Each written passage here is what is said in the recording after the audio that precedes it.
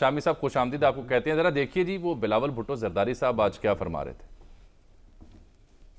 शामी साहब, ये पीटीआई अगर कोई ऐसी बात करे जो बिलावल कर रहे थे तो समझ में शायद आ भी जाती है बात, लेकिन पीपल्स पार्टी अगर ये बात कर रही है जो 16 माह हुकूमत का हिस्सा रही है, तो इससे क्या मतलब लिया जाएगा?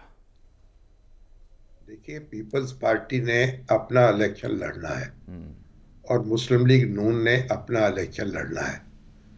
तो ये यहाँ पगड़ी उछलती है, इसे मैखाना कहते हैं। अच्छा, ये जब इंतखाबी मुहिम चलेगी तो जाहिर है कि एक दूसरे का मुकाबला करना है।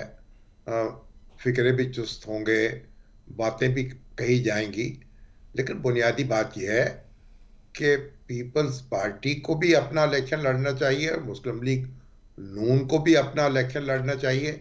लेकिन इलेक्शन सिर्फ पंजाब में नहीं हो रहा या सिंध में नहीं हो रहा, इलेक्शन पूरे मुल्क में हो रहा है और पूरे मुल्क के वोटर्स ने मिलकर हुकूमत बनानी है।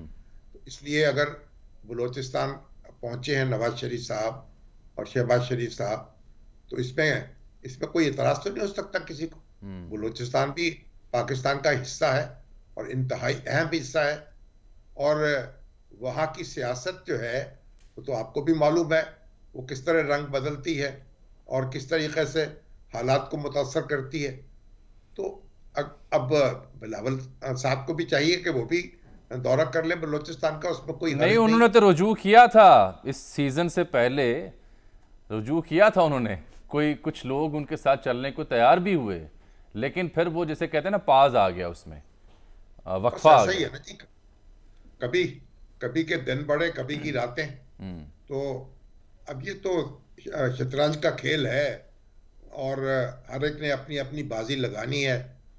और इस वक्त ज़ाहिर है कि नवाज शरीफ साहब जो हैं वो एक वसी तर कोलिशन बना रहे हैं, क्योंकि पाकिस्तान में नज़र ये आ रहा है कि आइंदा इंतखाब के बाद एक कोलिशन गवर्नमेंट कायम होगी और वो कोलिशन जो है उसके आसार नज़र आ रहे हैं।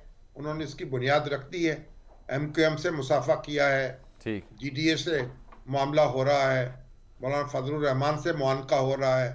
अब वो यहाँ बलूचिस्तान पहुंचे हैं, कुछ लोग उनके साथ शामिल हो जाएंगे और हो सकता है कोई बाप पार्टी जो है उसके साथ भी ठीक है। मामला हो जाए। तो बहरहाल ये तो अब गेम का हिस्सा है ना। चलिए, अब इस पर बिलावल भुट्टो जरदारी भी फिक्रे चुस्त कर सकते हैं और उनके जवाब में उन पर फिक्रे भी चुस्त हो सकते हैं। तो अब इंतखाबी मुहिम है, इसमें हिस्सा लें, दिल छोटा ना करें, आगे बढ़ें।